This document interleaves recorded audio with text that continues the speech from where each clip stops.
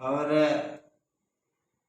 अकबर महान इसीलिए कहा जाता है कि इन्होंने अपने शासनकाल में सभी धर्मों को समान इन्होंने संरक्षण दिया और सभी के लिए इन्होंने क्या किया, न्याय दिया। ठीक है, इसीलिए अकबर, बादशाह अकबर को अकबर महान कहा जाता है। इनका जन्म 15 अक्टूबर 1542 ईस्वी को जन्म हुआ। कहाँ? सिंध प्रांत, जो अब पाकिस्तान में पड़ता है। राणा वीर शाह के महल में इनका जन्म हुआ था। ठीक है ना, इसीलिए अकबर को अरश आसियानी कहा जाता है, जिसका अर्थ या तात्पर्य होता है स्वर्ग में रहने वाला।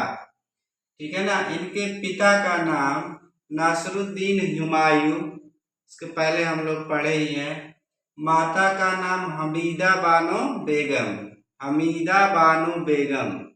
ठीक है ना, इन्होंने ही इनके शासनकाल में हुमायूं के मकबरे का निर्माण करवाया था। देख रेख यही कर रही थी। ठीक है, पत्नियां अकबर की 3 थी। जोधाबाई, जो राजा भारमल की पुत्री थी, जिसे अकबर ने मरियम उज जमानी, ठीक है ना, बेगमे हिंद की उपाधि दिए थे। और रुकैया बेगम, ठीक है ना, तीसरी है सलीमा बेगम। ये 3 पत्नियां महत्वपूर्ण हैं अकबर की। फिर राज्याभिषेक अकबर का 14 फरवरी 1556 कालानौर गुरदासपुर पंजाब में राज्याभिषेक हुआ था। ठीक है, पूरा शासन काल इनका 1556 से 1606 में जहांगीर बादशाह बनते हैं। ठीक है ना, लड़के 3 थे। ठीक है, पहले लड़के का नाम जहांगीर, दूसरा दानियाल, तीसरा मुराद था। जहांगीर के बचपन का नाम सलीम था और सलीम नाम शेख सलीम चिश्ती के नाम पर रखा गया था। और इनका जन्म शेख सलीम चिश्ती के आशीर्वाद से हुआ था, इसीलिए इनको सलीम नाम दिया गया। लेकिन अकबर जो है बचपन में जहांगीर को शेखू बाबा के नाम से पुकारता था। ठीक है ना, अकबर की मृत्यु अतिसार रोग से हुई थी। और अकबर के 9 रत्नों में, ठीक है, यहाँ से कभी कभी प्रश्न आता है, थोड़ा सा मुझे यहाँ डाउट ये लग रहा था कि ये आईने अकबरी है कि अकबरनामा है यहाँ। ठीक है ना, यही मुझे थोड़ा सा डाउट लग रहा था।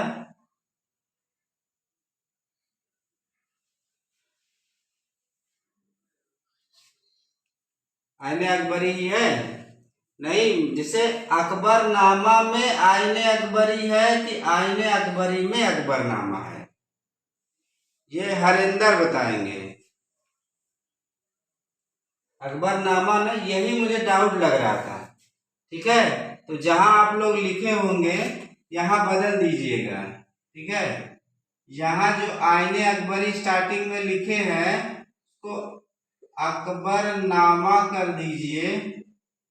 और यहाँ जो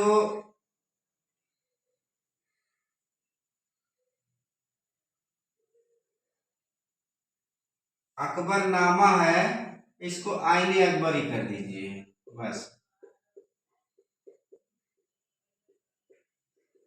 मुझे लग रहा था कि डाउट है। ठीक है ना, तो इसको सही कर लीजिएगा। अब्बुल फजल, 9 रत्नों में पहला नाम अब्बुल फजल।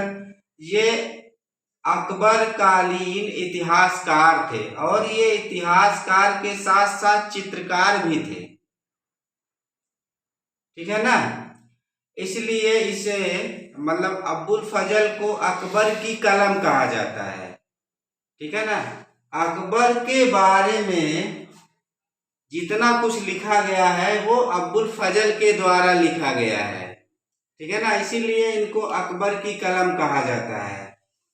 और अकबर की आत्मकथा अकबरनामा की रचना किसने की? अब्बुल फजल ने की। कई बार प्रश्न आया है, जो कि 3 भागों में विभाजित है।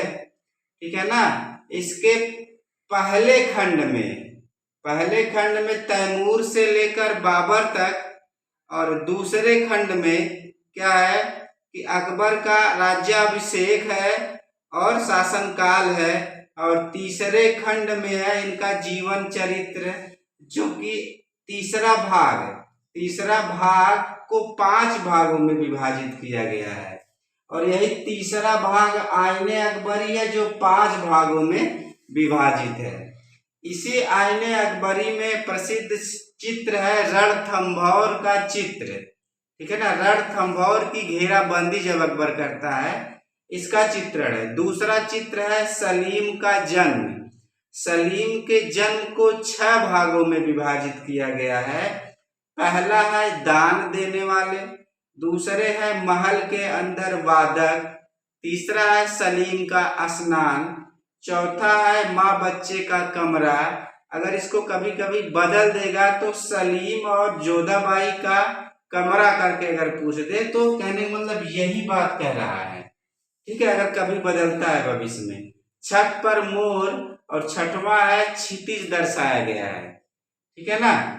और दूसरे है तानसेन। तानसेन ये अकबर काल के संगीतकार थे, और इन्हें जो उपाधि दी गई थी सरस्वती कंठाभरण की उपाधि दी गई थी। इनके बारे में ऐसा कहा जाता है कि ऐसा एक हरिदास का भी उल्लेख मिलता है, ठीक है ना। तो तानसेन के गुरु हरिदास थे, जिससे मिलने के लिए अकबर एक साधारण व्यक्ति बन के जाते हैं, ठीक है ना। हरिदास ऐसा गाते थे कि समझिए साफ सुथरे मौसम में भी बारिश हो जाती थी।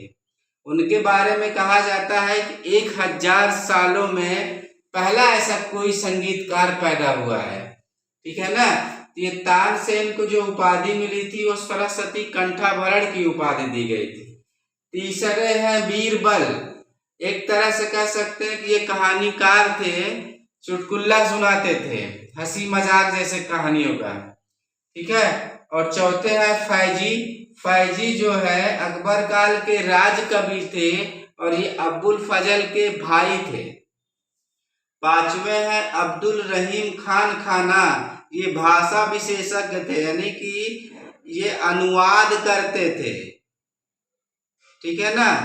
फारसी, हिंदी और जो है उर्दू, ये भाषा विशेषज्ञ थे, ठीक है। छठवें है मान सिंह जो कि सेनापति थे अकबर काल में। सातवें है टोडरमल जो भू राजस्व विशेषज्ञ थे, और